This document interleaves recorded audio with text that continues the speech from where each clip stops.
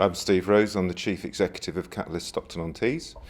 The IPC programme in the Borough of Stockton-on-Tees is a true partnership between the CCG, the local authority, the Foundation Trust and the voluntary sector, and Catalyst as the strategic organisation takes a lead on that. And what does that mean in practical terms?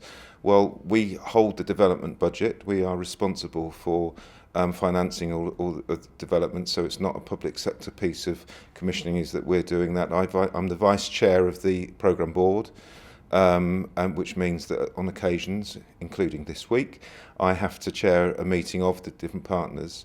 And of course, the whole reason why so much priority is put into engaging fully with the voluntary sector is that we believe in Stockton-on-Tees across all partners that the only way this will work, if it becomes a cultural thing within every community, that people understand their rights and their responsibilities within personal budgets for health and social care, and understand who the gatekeepers are who can help them choose their care and their health, make their health choices around their lifestyles.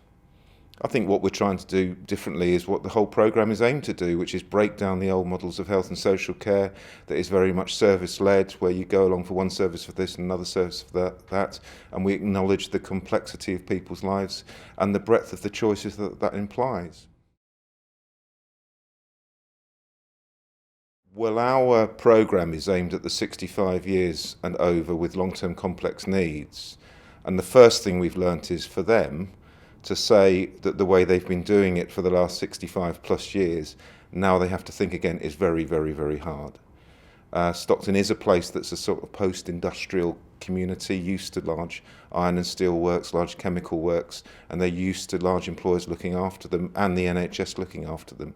So to now say, put that to one side and start making other choices about where you might receive your health care or your health support or your social care, it's quite hard. And so it's taking a lot longer to develop a cohort of people who truly understand how they can make choices for themselves, to then extend it to their friends and their neighbours and other people they know, so they can be the advocates for the programme. I think it's really important as a voluntary sector representative to acknowledge that we can only do some things. We're probably good at having relationships and making contact with people. But the actual understanding of health needs, making real changes, positive changes in people's health and their support they need at home in social care can only come through imaginative public sector partners.